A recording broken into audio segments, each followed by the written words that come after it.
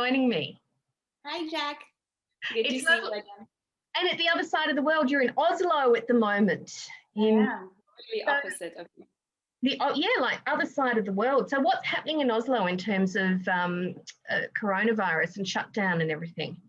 It's been pretty normal all year, actually. They canceled the bigger events like the art shows or the dance festivals, but it's been pretty normal until about 2 weeks ago when we went into lockdown. We can go outside, which is really nice because there's a lot of nature in Norway, but it gets dark at 3:30, so kind of you don't have a curfew, but you can't really do that much after it gets dark, right? Nature has given you a curfew instead. Exactly. So, oh yes, And they canceled all the cultural events for adults, which is kind of weird because the kids can still do all their stuff, but for adults like sports or art classes or any kind of meeting with more than 3, 4, 5 people, I don't know. This is done at the moment. So. Okay. So lots of studio time for you. Have you been getting a lot of art done? No. Okay, I think that's natural though. I've been moving studios and my computer crashed and like everything that can just get in the way of making the art has been happening. Oh, that's I've been doing a lot of smaller work, which is good because I'm always on the road. So it's nice not to stress about where to put your canvases. So I've been downsizing the last couple of weeks. So smaller, so it's all mostly figurative work that you do, isn't that right, Julia? Yeah. And with a lot of movement involved and, the figure in motion essentially. Is that what you've always done as an artist? No, it's something I started, I guess, a couple of years ago.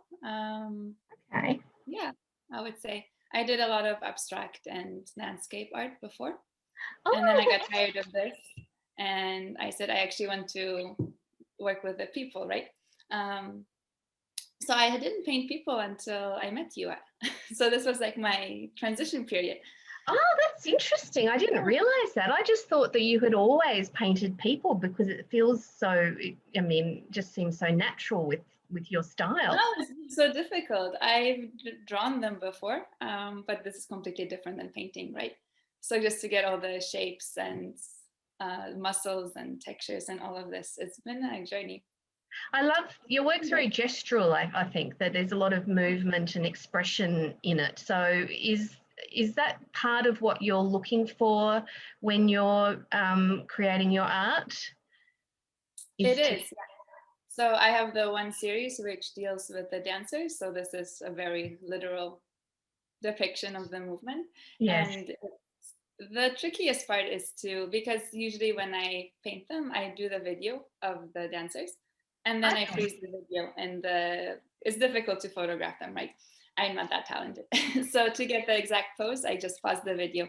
And this is what takes the longest amount of time, just to get that one shot that doesn't look too cliche in what they're doing, but it still looks like they're in the middle of some kind of turn or dip or rotation or whatever it is. Yeah. So this is the suspended dance. Mm-hmm. That's a good technique. Sorry, we keep talking. It's my fault. So I keep sort of interrupting. No, it's the internet that has to go like halfway across the world, Well, that's true. It does have to go halfway across the world. I think that's a really interesting process, and the video is a really, really good idea. So that's part of your aim also, is something that is an interesting moment in movement, but that's not sort of too cliche or too seen before. Yeah, so I started doing this when I do the live models as well, when I just paint nudes, because I used to. So I take a lot of photographs, but I just find it easier to plug in 1 or 2 cameras on the sides of the rooms at different angles and just have them running the whole time. And then I take the photos that I think I want, and then I watch the videos and I'm like, oh, these are so much better because they're more natural, right? Unless you have a really professional model, most people are very tense when they are standing, even if it's just a really basic pose like standing or sitting in a chair. It's just they get very rigid. So when you film them, they have all the movements in between, so then you can just pause it and it looks like they're actually in that movement because they are, right? I went to Paris last year and I was doing some figure drawing there, and they had really incredible models at this art school. So a really nice advice I had from one of them was that she would always do these micro movements. Like she would get in the pose she wanted, and then she would just roll her shoulders or roll her neck or do something very small until she got this like groove that really felt right, and then she would freeze. So like you get the pose and then you adjust it, right? So it feels normal. And you can, there's such a big difference with this. It really works. It's not like posed, it's an actual pose. So that's really it's clever. kind of a different concept, I think. Yeah. So do you direct your models to do that when you're painting them as well, or filming them? I know you film them, but if you did need to get a still shot, would you direct them to do that? Sometimes I take a lot of pictures. I just say a lot of stupid stuff while they're posing. Yeah, I do that So too. they can't really focus Yeah. on what they're doing. They're just like, what is happening? So they haven't been very professional, my photo shoots. It's always friends so far. Well, I'm the same, but if you get people relaxed and you take a million photos, you always end up with something lovely in the mix, don't you? So your art materials, what do you work with mostly? I know that it's acrylic paints, I think, isn't it? I'm answering for you. But always acrylics. Okay. Have you worked in any other mediums at all? Not really. I mean, I've done drawing, I've done watercolors, but something that I actually do that I show, it's just acrylics for now. Now, tell me a little bit about your background as an artist. So when were you first inspired to create? I always wanted to do art. This was my dream when I was little. And so, what do you want to do when you grow up? I want to be an artist. And then life happened. I was really good at everything in school. So I was good at art, but I was also good at everything else. So it wasn't like, it was just another thing that I enjoyed to do that I was good at, but it didn't like take over my life. And then I did want to go to an art school, like a professional art college. It didn't happen because of stuff.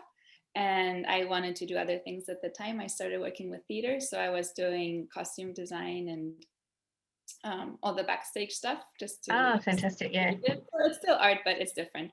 And then I just started traveling and I got back into art a couple of years ago that I do it like full time or with as my main focus.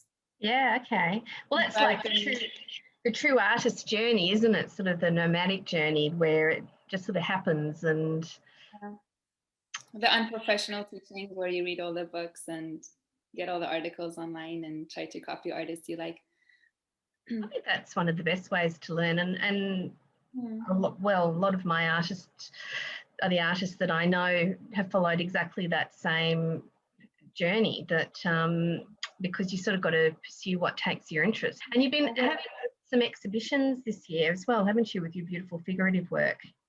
I've done a few in Oslo, but I remember the first few art shows I had here, nobody came, like nobody, not a single person, just like knitting, and drinking coffee. Or the art shows I did, nobody would stop at my table. And I love art shows. I love to interact with people, and to talk to them and talk about the art and just talk to the other artists that are there and get this inspiration. It's not about me showing my art necessarily, just getting the vibe of everything, of the experience and of everyone else. And here it was very different. It's very like closed. So whenever people would come to browse, as soon as I made eye contact, I look up, they just kind of walk away, at the art shows I was doing. So now it's changing a bit. I found some different groups of people that I'm working with, different communities.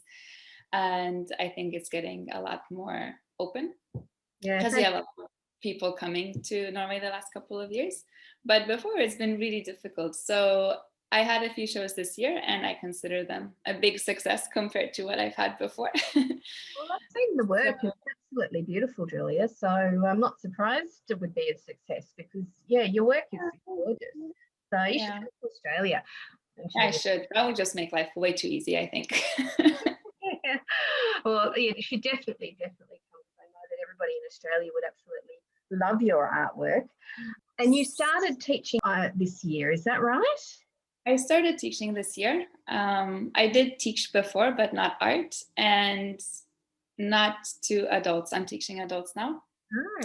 I was working with kids in art environments, but now it's adults. And I just have a couple of classes, but before we went into this lockdown. So now we will see how it will be moving forward, if it's online or in person. But it's fun and you learn a lot teaching, right? Especially once we haven't done it for a while. Has it impacted your own art teaching? Have you found that in working, with adults and before with kids that it gave you ideas or different thoughts about your own art?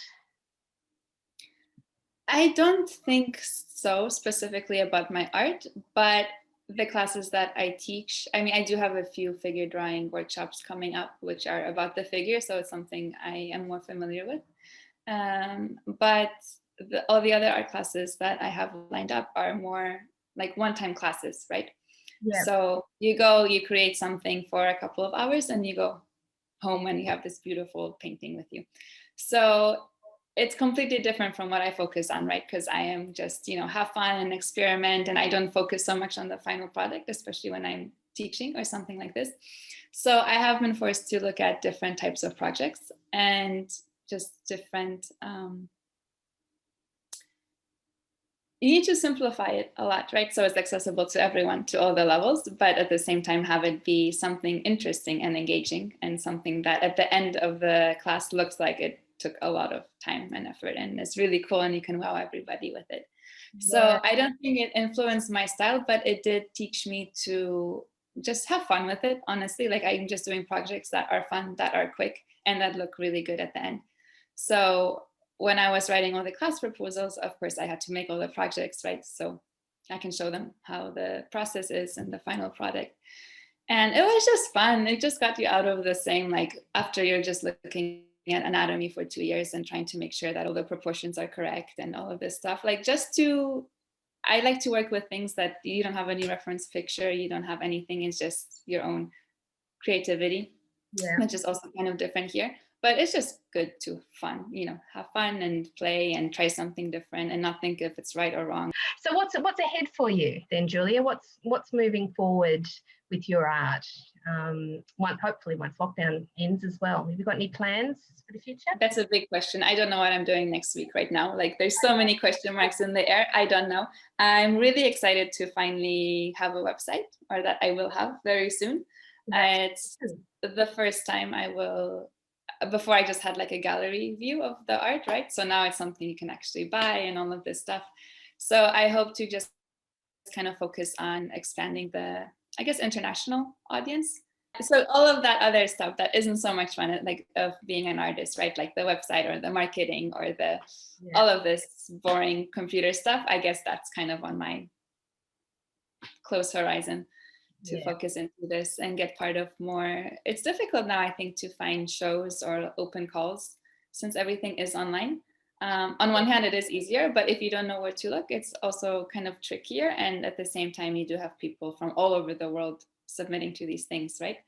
So I would like to kind of focus on this and just put together maybe a few guides for other artists as well, like, where to look and how to manage it. And it's difficult to find the ones that are in your niche also, right? You can't apply to everything. So really interested to see all that. That'd be great, Julia. So, well, good luck with all of that. We'll be following and seeing what you're doing and watching your art, because your art is really beautiful, and I just love the movement that you capture in it. So thank you so much for coming and chatting to me, and sharing your art with everybody. And good luck with lockdown over there. Oh, you too. Let's have fun. Yeah.